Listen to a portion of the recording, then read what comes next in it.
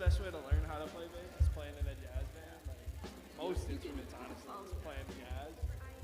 Because then you learn how to improvise. There's so much theory involved, but And then we do you. After 8 years, I'm so bad at theory that like I'm like good at theory, but not good at like improvisation. No. Yeah, like I can do like keys and stuff, but I can't like yeah, it's hard. Like I'm not creative. and like Hey. honestly, most of it is just like stuff you practice. Good morning. Good morning. Simple ideas.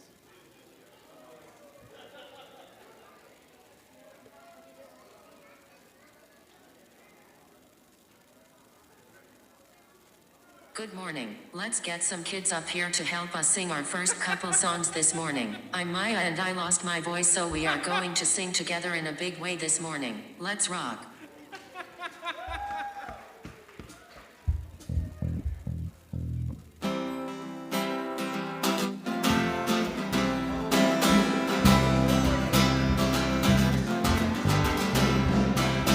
How to live a deep-woven life. How to live with its feelings inside. How to live when life's getting you down. How to live in a way that makes you proud.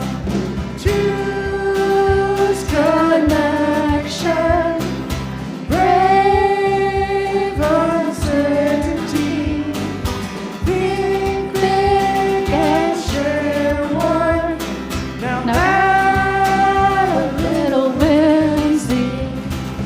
How to live a deep woven life. Maddie Turner. How to live with these feelings inside. How to live when life's getting you down. How to live when it makes you proud. Choose connection. Brave uncertainty. Think big and share more. Now add a little whimsy. Okay. I need some kids to come over by Thea.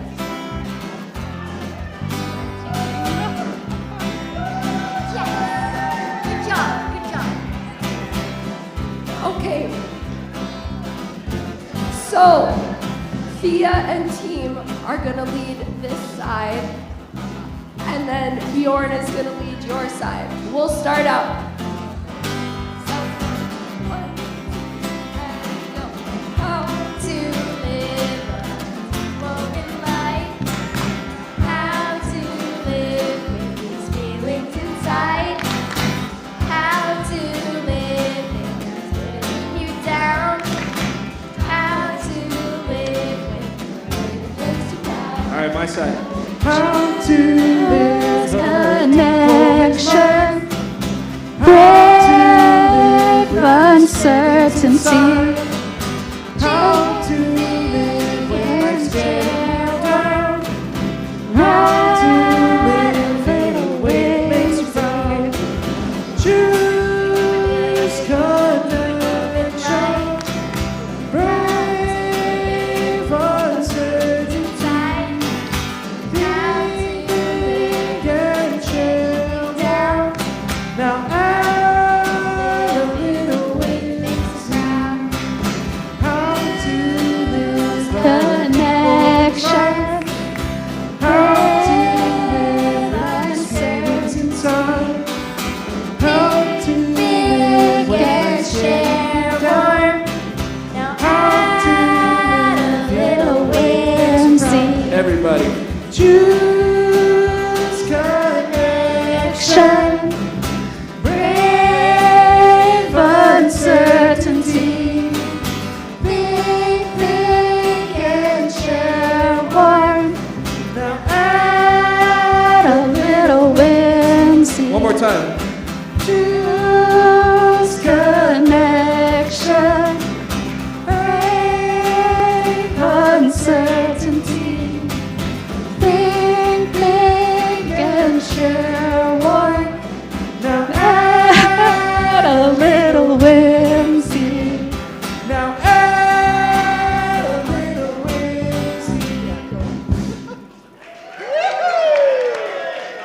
Thanks for all the help, guys.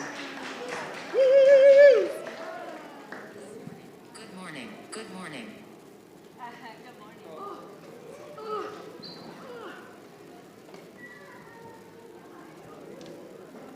Let's get some kids up here to help us sing our first couple songs this morning. I'm Maya and I lost my voice, so we are going to sing together in a big way this morning. Let's rock. Yeah, Maya.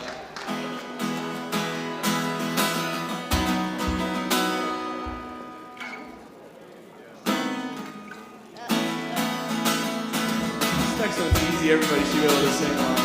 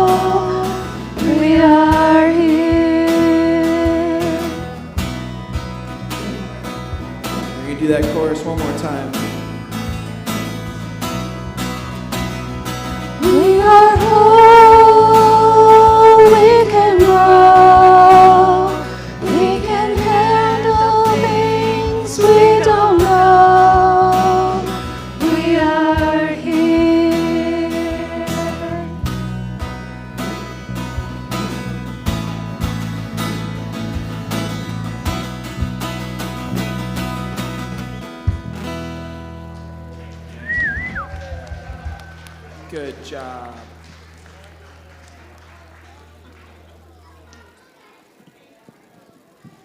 All right. I'm sad to see you go, but you have fun things in the wild. Children, follow Thanks, your kids. bug nets to the wild. Amazing job.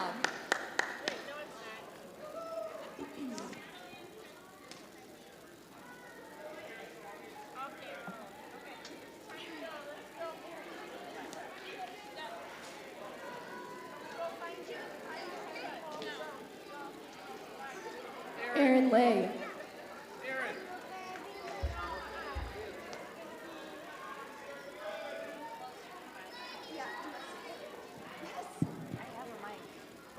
This is awesome. Yes.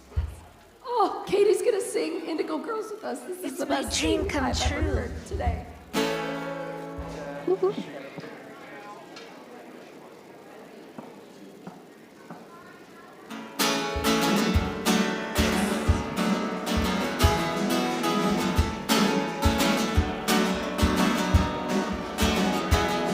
I'm trying to tell you something about my life.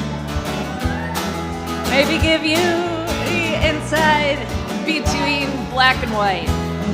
And the best thing you've ever done for me is to help me take my life less seriously. It's only life after all, yeah. Well, darkness has a hunger that's insatiable, and the lightness has a call that's hard to hear. I wrap my fear around me like a blanket. I sailed my ship of safety till I sank it. I'm crawling on your shores, yeah. I went to the doctor, I went to the mountains, I looked to the children, I drank from the fountains.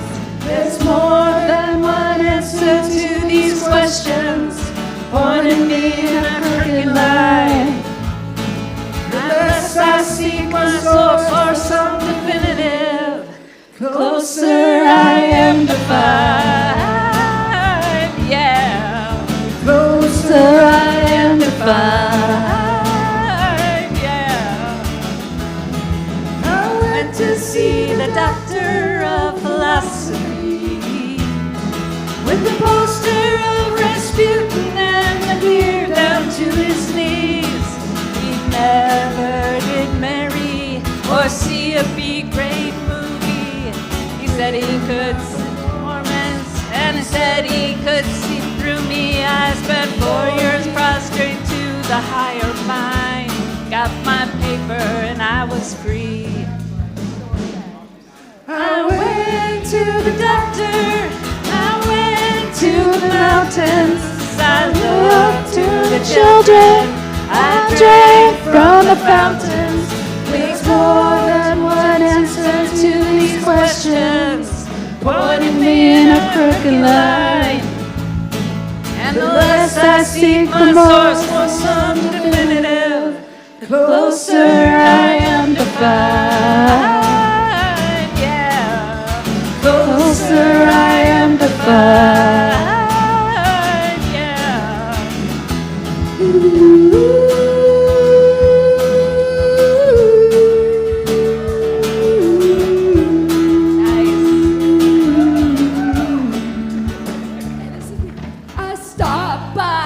Bar at 3 a.m.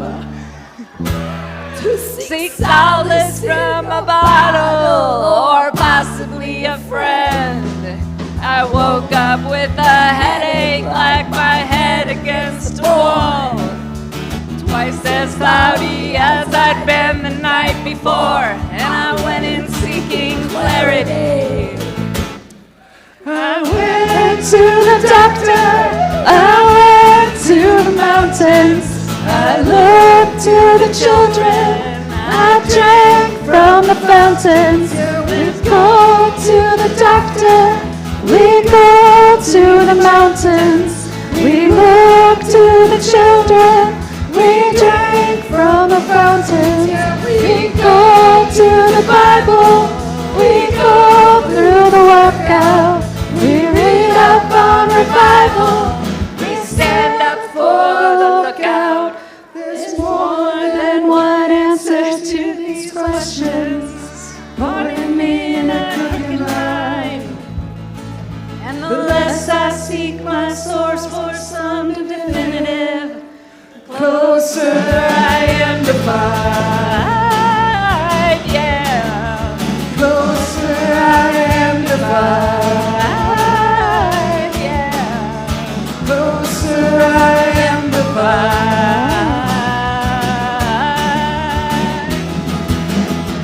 yeah. Thank you. Okay, so it's harder than singing along with the radio. That was super fun. That's my favorite song. It's also my creed, FYI. Thank you. Is it my turn anyhow now? It's my turn. I am like, so hello. Thank you. That was super fine. As you can see, I didn't warm up my voice, but next time. Yeah, I think today is about doubt. I feel like that might be the story of my life. Doubt in self, doubt in faith, a little bit of doubt in others. But the more we experience and build trust with each other, the better it gets over time. So, closer to fine. All right, so I'm Katie Shala Leshak. It's nice to see you all. Welcome if you're new. If you're new, just know that's not how the music is usually supposed to be. I'm very happy for the opportunity. I did not cause her laryngitis, but I benefited from it. Oh, that's wonderful. I feel I brought some enthusiasm to the stage. So, welcome. If you're in the room, if you're listening to the podcast, if you're streaming, welcome. We're glad to have you here.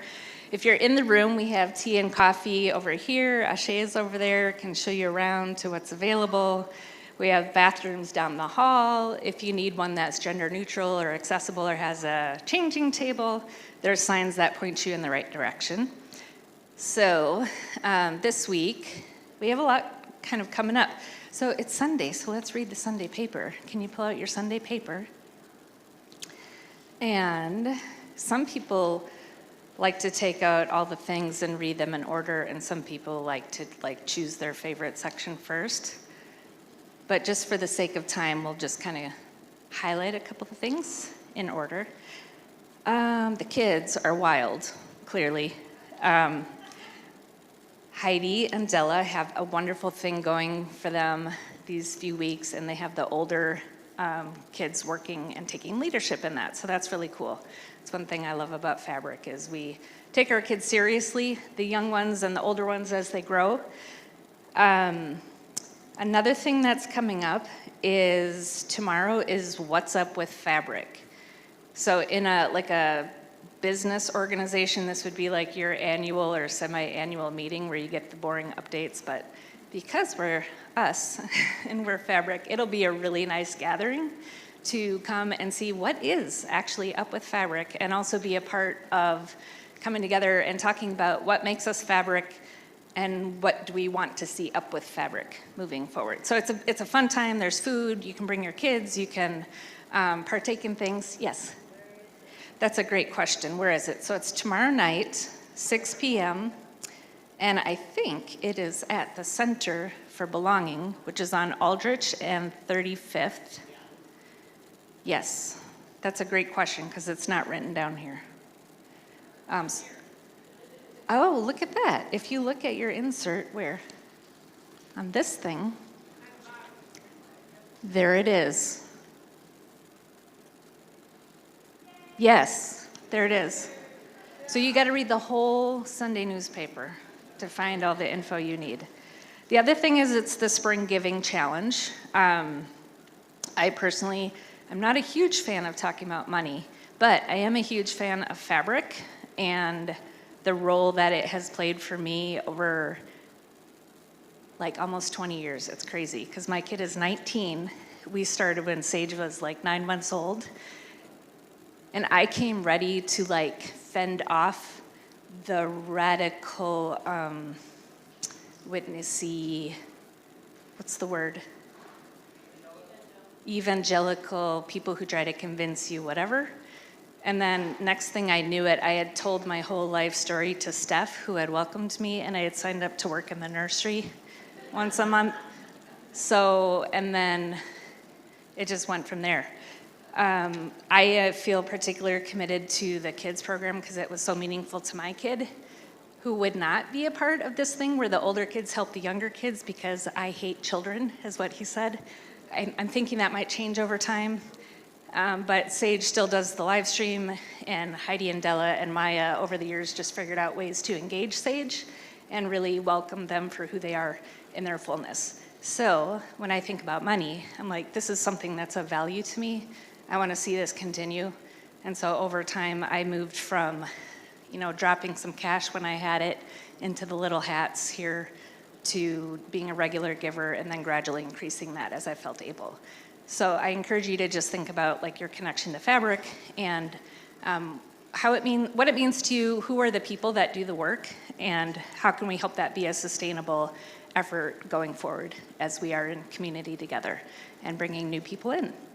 So the Spring Giving Challenge, there's more info in here about finances. If you're interested in a spreadsheet, talk to Lorene. She's super spreadsheety and she can tell you everything you want to know. So please consider that, because our biggest goal is to have solid monthly giving so that the staff can plan sustainably moving forward. All right, what else do we have? Somebody shout out, what am I missing? Connection card. So if you could just like jot your name down, let us know you're here. On the back, there's room for notes, something that you want to say about the music today, or something you have going on that you would like community support around, or ideas, or we're low on napkins, or whatever. People actually read this and take it seriously. Okay, so now let's take a little bit of time. Did I miss anything else major? Anybody? Let's take a minute. If you could stand up, try to find someone you haven't talked to in a while or ever, and just say hello and talk about how great it feels at the spring, like the buds are budding, or whatever you want. Or doubts, you could talk about that too. All right, thank you all.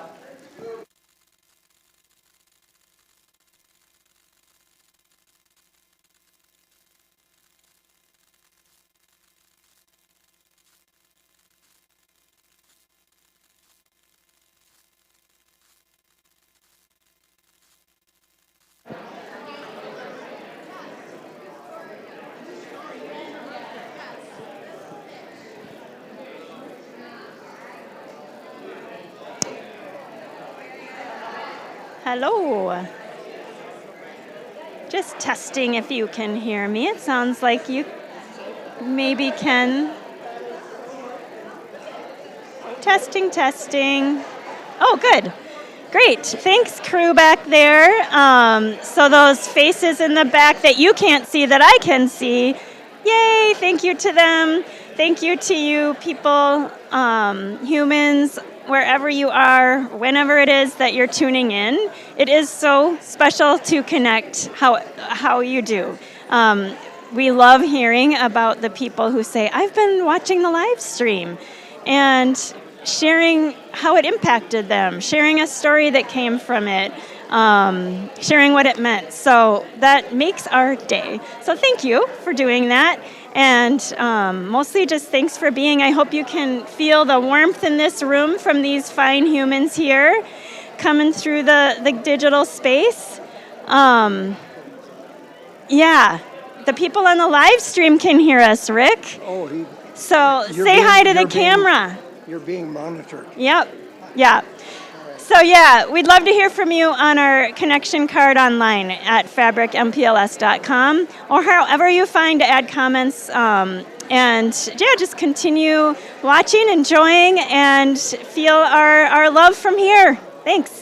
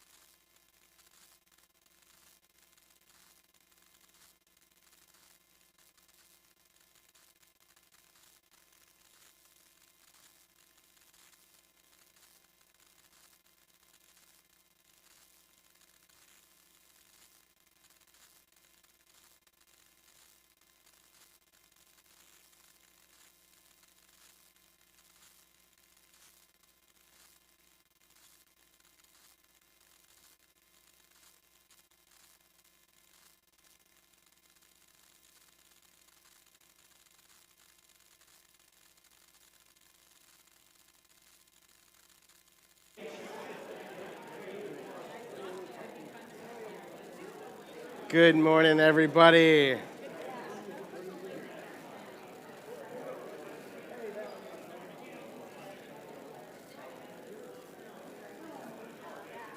I love hearing the buzz in the room.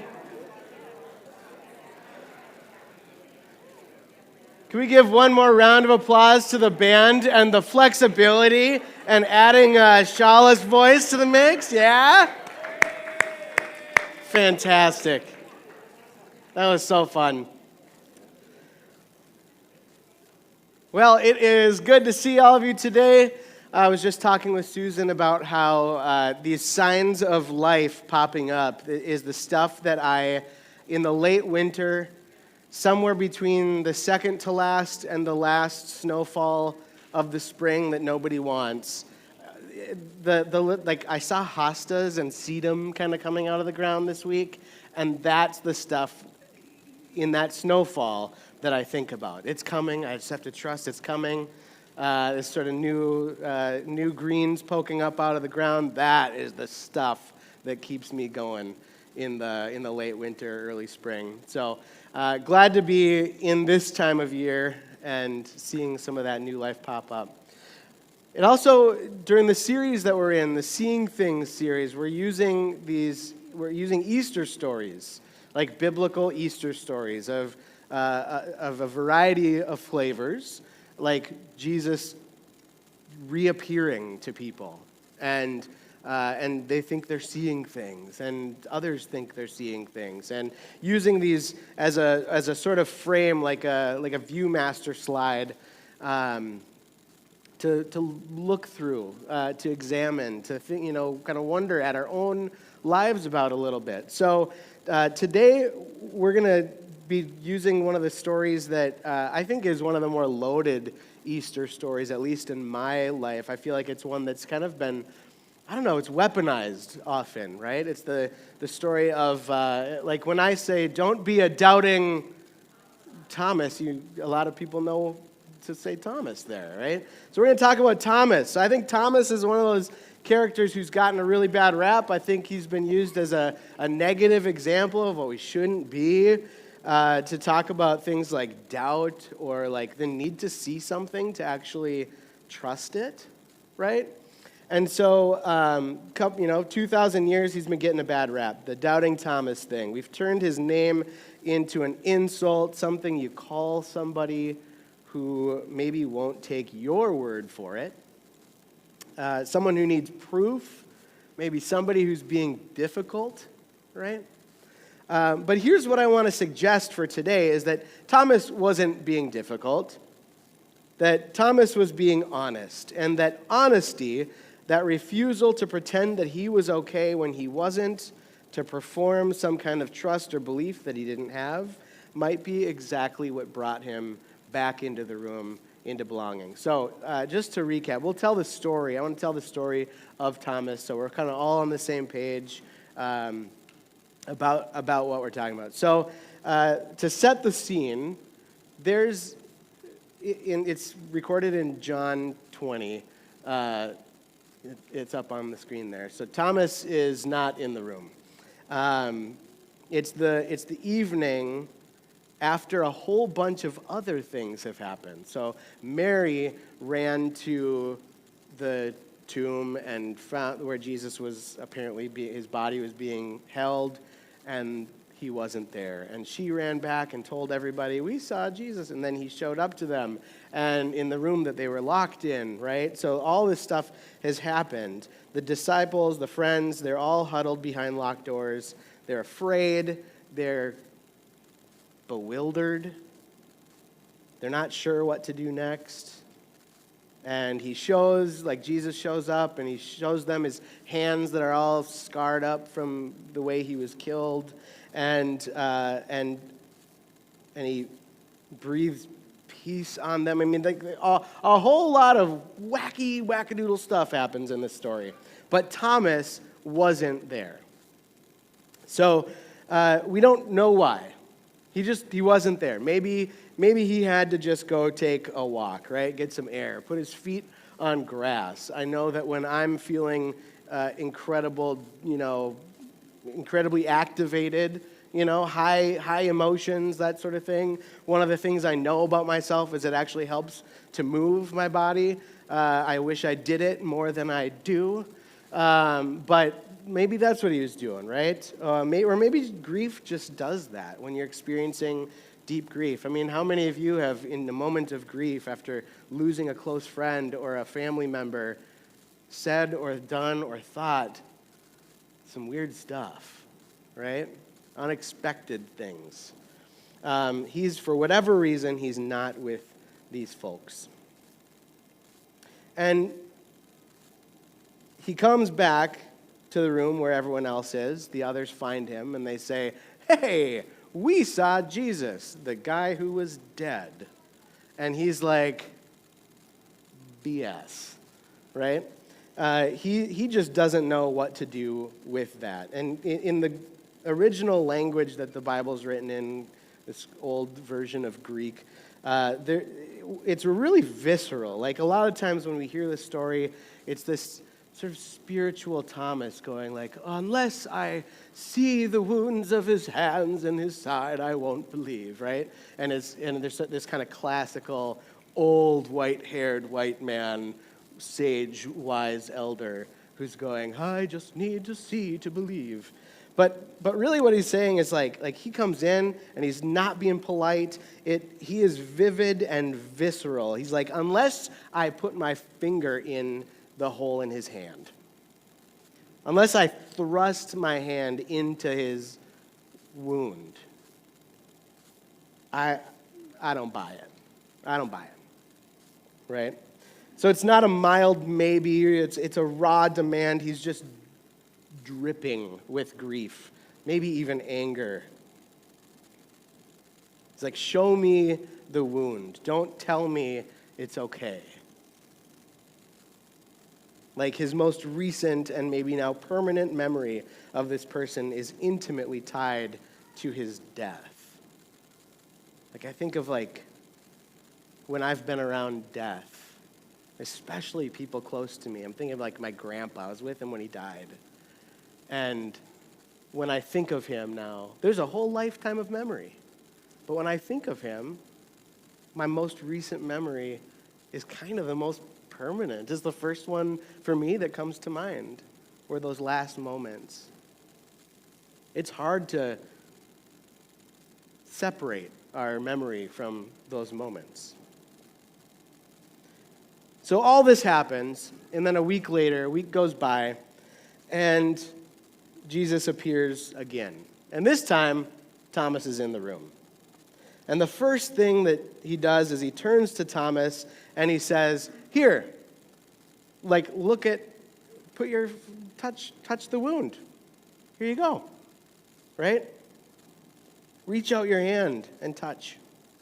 Like he doesn't scold Thomas. And this is where I think how we tell the story, how you read the story informs what you get out of it. You see what you seek a little bit.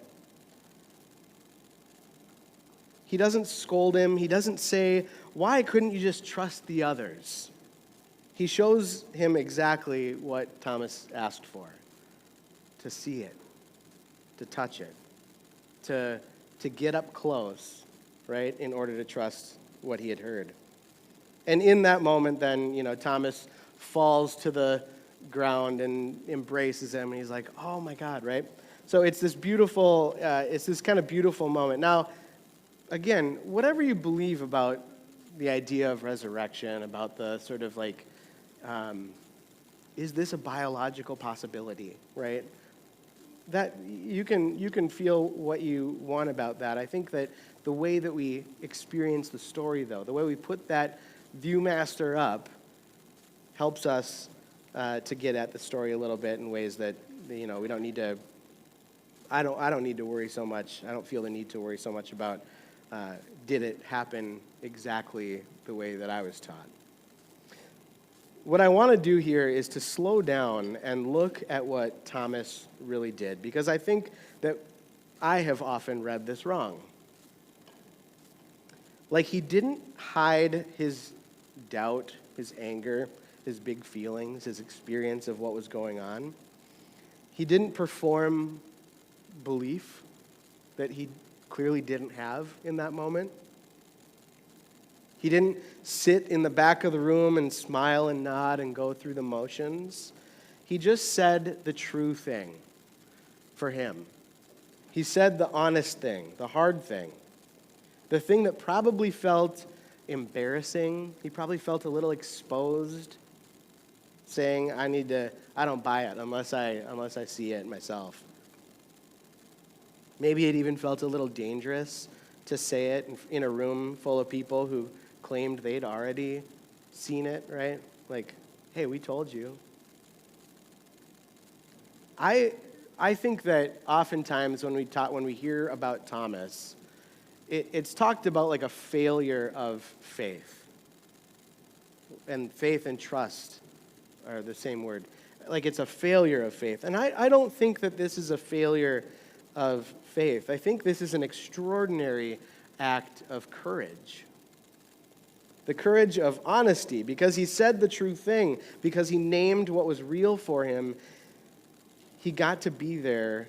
He was in the room, and he got to have an experience because that, when Jesus came back again and showed him and whatever. He was in the room when it happened. So what if doubt wasn't an obstacle to belonging or to trusting a story? Like that's at the heart, I think, of what we're talking about.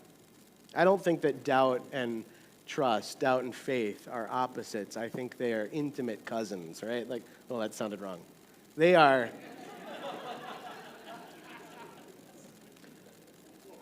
They're close.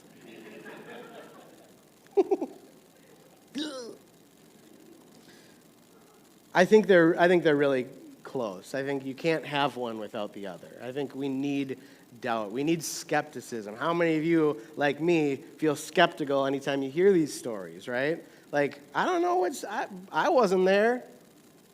So I don't know. Like, I feel a lot of affinity with Thomas.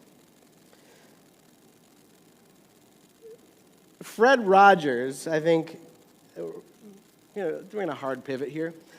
Mr. Rogers understood something about this reality, about the need to see, the need to say the hard thing out loud. Sometimes we need to just get it out. Sometimes in order to connect with you, I need to tell you what I'm going through, what I'm experiencing, right? Not sometimes. I think that's always true. Like, I got to be honest with you if you're going to feel connected to me. I owe it to my relationships. He spent his entire career trying to teach it to children and really to the rest of, the adults in the room where kids were watching that TV show, Mr. Rogers' Neighborhood. And there's a full, I've mentioned, last week I mentioned it, his line that if it's mentionable, it's manageable. And the full line, he said that a lot and in a lot of different contexts, but the full line is anything that's human is mentionable. Anything that's human is mentionable. And anything that is mentionable can be more manageable. When we talk about our feelings, they become less overwhelming, less upsetting, and less scary. The people we trust with that important talk can help us know that we are not alone. Not just if you can say it, you can handle it, but anything human can be said. And saying it is how we stop being alone in it. Mr. Rogers was actually an ordained pastor who believed deeply that the most spiritual thing you can do, the most tapped in to sort of that spiritual realm or way of thinking and being, was to tell the truth about how you were actually doing. That naming the wound, whatever it was the beginning of healing, not the end of dignity. And he didn't just preach it. I think he demonstrated it. Like in 1969, Mr. Rogers testified before the U.S. Senate Subcommittee on Communication. So in 1969, there had been $20 million set aside to establish the public broadcasting system. Public broadcast? PBS. $20 million. And the Nixon administration wanted to cut public broadcasting funding in half. So Mr. Rogers got called up. to speak, a young Mr. Rogers. And Senator John Pastor of Rhode Island was the chair of this committee. He was sort of a notoriously impatient, skeptical guy who is just always running behind schedule. He told Mr. Rogers that he had 6 minutes and that he had already read his statement, so Rogers could just skip it. And Fred Rogers, gentle, calm, completely unintimidated, said that he'd like to share some of it anyway. And so for 6 minutes, he talked about what his show tried to do, which was to help children name their feelings: anger, sadness, fear, the hard stuff. He even recited quietly the words of a song from the show about that had to do with what you do with the mad that you feel. If you didn't grow up on Mr. Rogers, it's not just for children. You can find it online. I would encourage you to. But to start, I actually want to play that clip of Mr. Rogers at this subcommittee meeting. So let's watch this. Now, Mr. Rogers is certainly one of the best things that's ever happened to public television, and his Peabody Award is testament to that fact. We in public television are proud of Fred Rogers, and I'm proud to present Mr. Rogers to you now. All right, Rogers, you got the floor.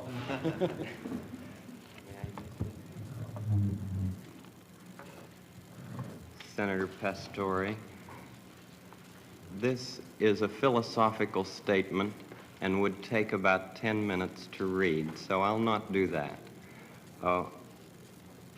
One of the first things that a child learns in a healthy family is trust, and I trust what you have said, that you will read this. It's very important to me. I care deeply about children. My first children... Will it make you happy if you read it? I'd just like to talk about it, if it's all right. Sir. Okay. My first children's program was on WQED 15 years ago, and its budget was $30. Now, with the help of the Sears Roebuck Foundation and National Educational Television, as well as all of the affiliated stations, each station pays to show our program. It's a unique kind of funding in educational television. With this help, now our program has a budget of $6,000. It may sound like quite a difference, but $6,000 pays for less than 2 minutes of cartoons, 2 minutes of animated, what I sometimes say, bombardment. I'm very much concerned, as I know you are, about what's being delivered to our children in this country. And I've worked in the field of child development for 6 years now, trying to understand the inner needs of children. We deal with such things as the inner drama of childhood. We don't have to bop somebody over the head to make him, to make drama on the screen. We deal with such things as getting a haircut, or the feelings about brothers and sisters, and the kind of anger that arises in simple family situations. And we speak to it constructively. How long a program is it? It's a half hour every day. Most channels schedule it in the noontime as well as in the evening. WETA here has scheduled it in the late afternoon. Could we get a copy of this so that we can see it? Maybe not today, but I'd like to see the program. I'd like very much for you I'd to like to see the program itself, or any one of them, you see. We made 100 programs for EEN, the Eastern Educational Network, and then when the money ran out, people in Boston and Pittsburgh and Chicago all came to the fore and said, we've got to have more of this neighborhood expression of care. And this is what I give. I give an expression of care every day to each child to help him realize that he is unique. I end the program by saying, you've made this day a special day by just your being you. There's no person in the whole world like you, and I like you just the way you are. And I feel that if we in public television can only make it clear that feelings are mentionable and manageable, we will have done a great service for mental health. I think that it's much more dramatic that two men could be working out their feelings of anger, much more dramatic than showing something of gunfire. I'm constantly concerned about what our children are seeing. And for 15 years, I have tried in this country and Canada to present what I feel is a meaningful expression of care. Do you narrate it? I'm the host, yes. And I do all the puppets, and I write all the music, and I write all the scripts. Well, I'm supposed to be a pretty tough guy, and this is the first time I've had goosebumps for the last 2 days. Well, I'm grateful not only for your goosebumps, but for your interest in our kind of communication.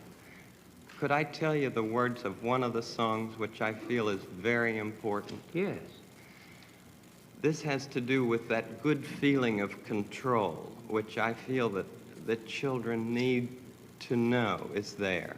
And it starts out, what do you do with the mad that you feel? And that first line came straight from a child. I work with children, doing puppets in very personal communication with small groups. What do you do with the mad that you feel? When you feel so mad you could bite. When the whole wide world seems oh so wrong, and nothing you do seems very right. What do you do? Do you punch a bag? Do you pound some clay or some dough? Do you round up friends for a game of tag or see how fast you go? It's great to be able to stop when you've planned a thing that's wrong and be able to do something else instead and think this song. I can stop when I want to, can stop when I wish, can stop, stop, stop anytime. And what a good feeling to feel like this and know that the feeling is really mine. Know that there's something deep inside that helps us become what we can.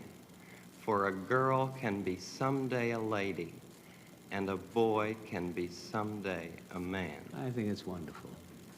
I think it's wonderful. Looks like you just earned the $20 million.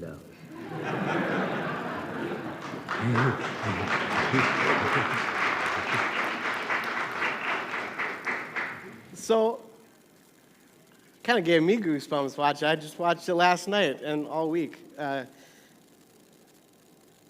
abrupt, impatient senator performing his part as an abrupt, impatient senator, moved to tears, not by argument or by data, but by somebody willing to speak honestly and vulnerably about what actually matters to human beings. What Mr. Rogers did in that hearing room is, I think, what Thomas did in that locked room. He named a real thing, and the room changed. I think that may be what happened. So here's what I want to push into something important, because there's a version of the Thomas story that's too easy. And that is, the easy version says, Thomas doubted, Jesus showed up, Thomas believed, everything's fine. Transformation was erasure, the wound healed, clean ending, boom. And then the story that I told, the verses end with Jesus saying, you have seen and believe.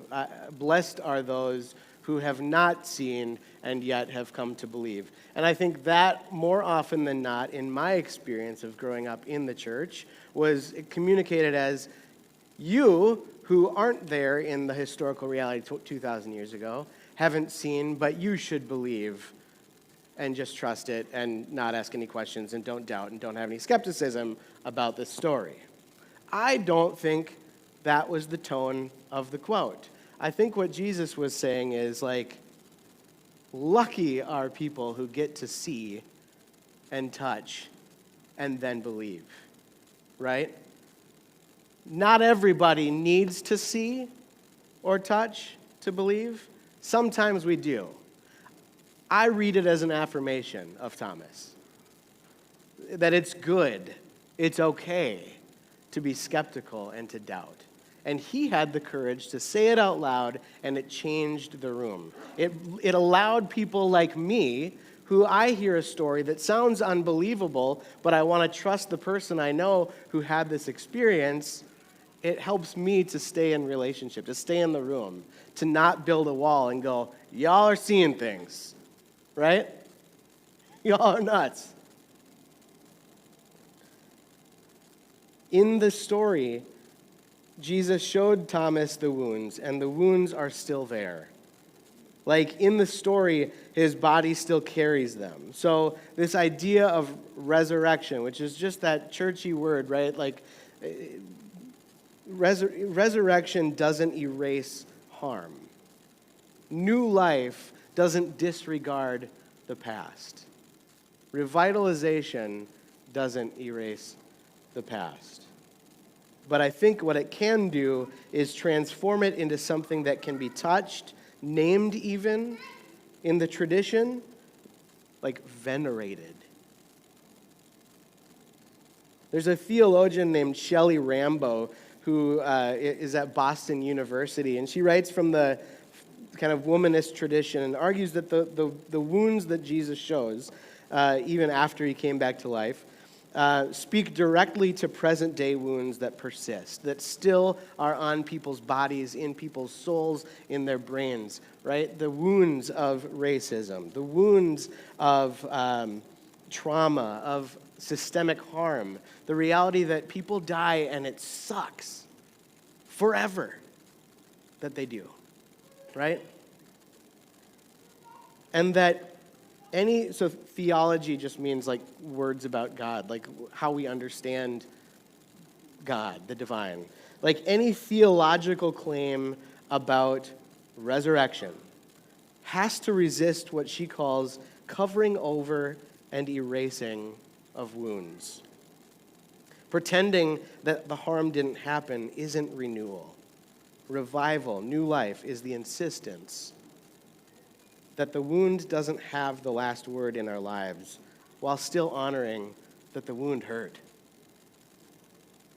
And I think that matters for us, for people in this room who carry wounds, for people who in our lives, in our neighborhoods, in our world today, that carry wounds, personal wounds, communal, historical, that often, like, well-meaning religious community maybe, or maybe not well-meaning religious community, has told you to get over, to move on from, to stop bringing up. That's not what this story is about. Jesus didn't say to Thomas, you should have believed without seeing. He says, here, touch it. See it. The wound for Thomas is the door, not the obstacle. So what does this mean for a community like Fabric? A lot of us came, a lot of people, I've heard many of your stories. A lot of us came here or are here exploring because some other room maybe didn't have space for honest questions, was asking for a performance, not honest humanity. Like real skepticism or doubts. There wasn't room maybe for real wounds from what religion has done or what life has done or what systems have done to us and the people we love. And what this story says is that honesty isn't what keeps you out of the room. It's what makes it possible to be in the room in a real way. And so, for me to be able to say, I don't know if I believe any of this, right? Or to say, I'm not okay and I'm not going to pretend I am, that's to do what Thomas did. That's to be in good ancient company. And the invitation that I hope that what we're tending to here, I hope that the invitation that we can extend is not clean yourself up and then come on in. It's come with your doubts, with skepticism, with a thinking brain, right? Like, come with all of that. Bring all of who you are. There's room for it. There has to be room for it. Fred Rogers said that the people we trust with the important talk help us know that we are not alone. Thomas needed to touch the wound before he could actually become present to the seemingly impossible thing that was happening in their shared life. Both of them are pointing to the same thing. Naming what is real is how we find our way back into connection, kind of that interwoven reality. So this week, I'm going to invite you to do just one practice, one thing. I want you to take time to name something that's true for you. Something that's true. To yourself, you can just say it to yourself, or to one person that you trust. Something that you've been carrying quietly. Like, it doesn't need to be a dramatic thing, right? It doesn't have to be resolved, just like honest. To be able to say, to be courageous enough to say, this thing that I'm dealing with is hard for me. Or, I don't know what I believe about this. I'm more tired than I'm letting on. I miss somebody. I'm angry. And I haven't said it out loud. Just name it. It's human. Therefore, it's mentionable. And notice as you do, whether you say this thing to yourself or to somebody else, notice a couple things. One, is there some kind of like scary negative feeling? Like, is there like a, ooh, I don't want to say it out loud, I'm going to put a target on my back?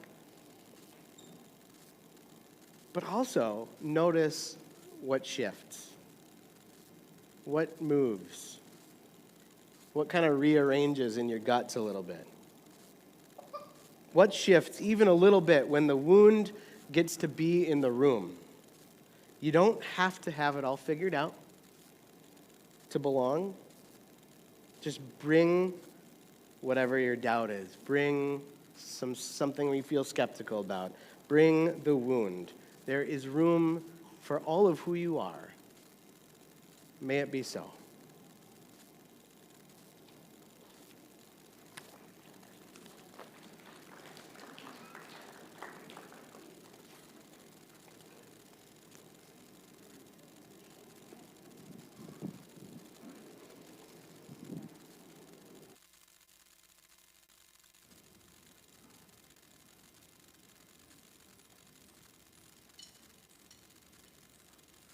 I've been told you can pass those little baskets in the center down the aisle. Send them up here if you feel so inclined. Throw those contact cards in there. And yeah.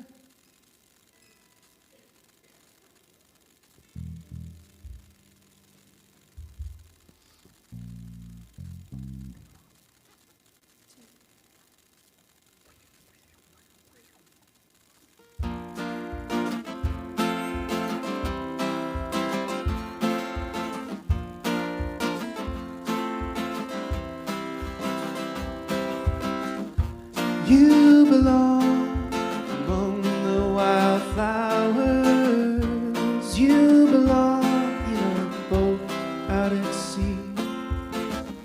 Sail away, kill off the hours. You belong somewhere you feel free. Run away, find you a lover. Go away somewhere bright and new. I have seen no other who compares with you. You belong among the wildflowers. You belong in a boat out at sea. You belong with your love on your arm. You belong somewhere you feel free.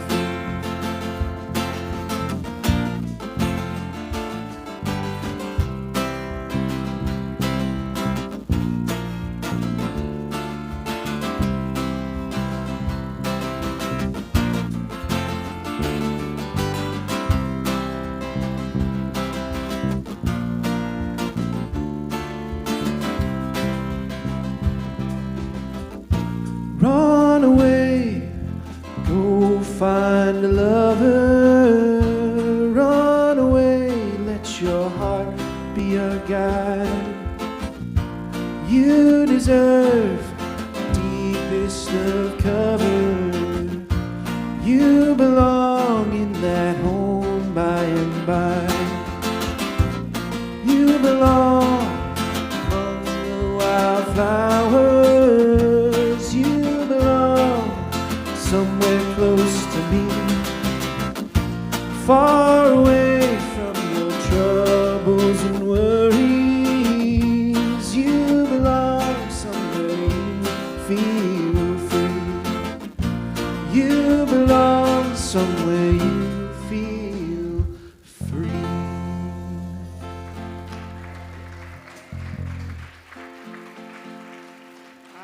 We'd like to invite up a special guest this morning.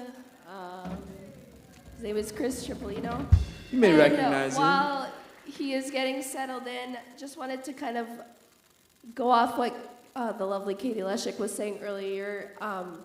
Our Spring Giving Challenge kicks off on Wednesday, and this is a 2-week endeavor. Usually we stretch it out, but we're gonna just cram all this bombardment into 2 weeks. It's a time of the year that I always get excited about because it's insane that we meet this every year. It's incredible to be a part of a community that shows up for each other and shows up. We value this enough that we reach these incredible goals. So our goals this year, we always do 2 goals. One is to raise $22,000 in 2 weeks. And it sounds absolutely insane, but we do it. We do it every year. And then our number 2 goal is to increase our automated giving by $3,000 every month. And it sounds crazy, but this is what keeps us going, and this is what makes like the insane, wild thing happening in our gym happening. This is what lets Chris keep writing songs. I don't know. It's actually like super personal, and I get excited to be part of this community and make it happen every year. So unless you want a personal text message from me, which I'm happy to do, but you can just go ahead and on Wednesday do your Spring Giving Challenge thing so we can keep this going. Yeah.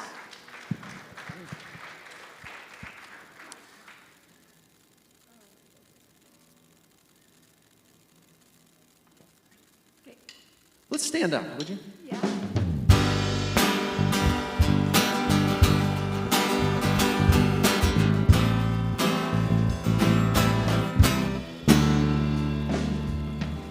Well, keep on moving and keep your head up. I'll keep my ears open and I'll try to keep my mouth shut. your grip loose. Dreams will keep your grip loose. They say today's got a day's worth of issues.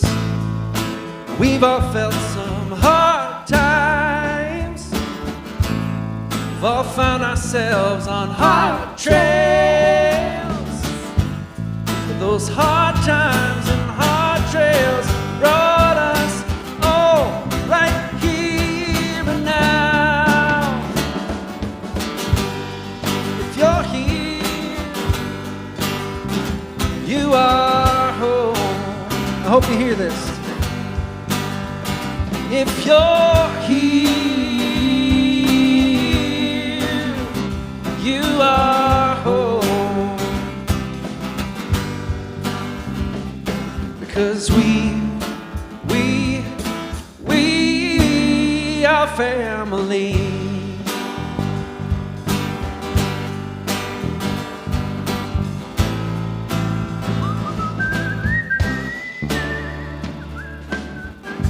Keep on breathing and keep on pushing.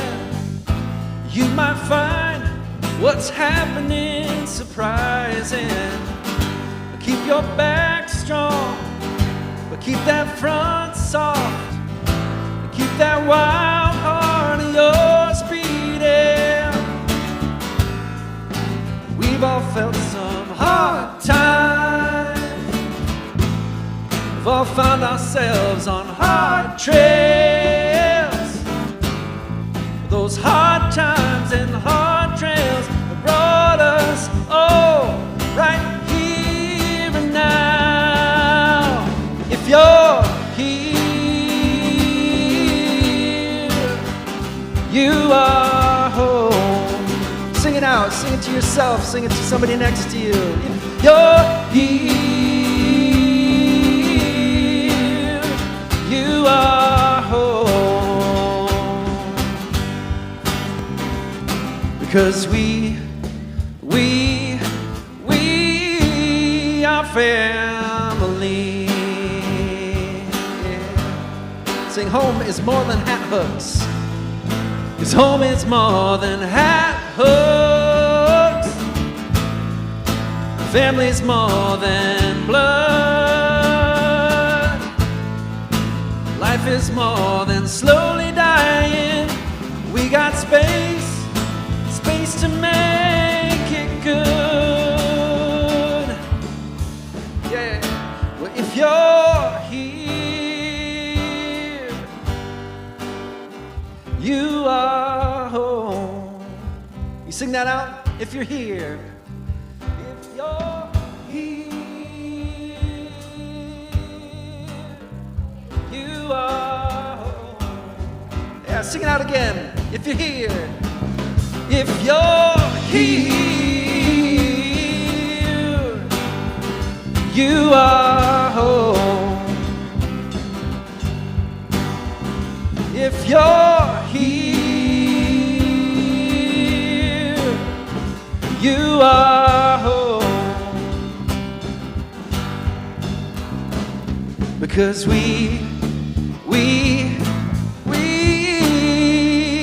I said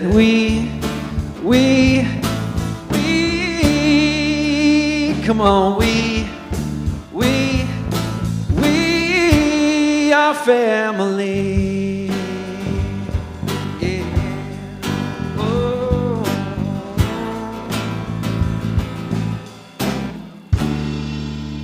Yeah, all right. Thank you, band. All right, we got the kids back in. We talked about Mr. Rogers today, kids. But kids, did you have fun? Give me 2 thumbs up if you had a good time back there in the wild. Yeah? I'm seeing some thumbs. Great. So we talked about Mr. Rogers, but I want to invite up our old friend, Dr. Flit Flutterby, to tell us a little bit about what the kids were doing today. Ian. Doctor. Ian, Hey. it was a great day in the wild today. Oh, good. I didn't quite catch the fabulous blue morpho butterfly that I've been chasing for weeks now, but kids did help me learn some new stuff. So last week was dung beetles, so we talked about dung a little bit, and this week the kids learned what happens when Heidi eats too much cheese. Oh.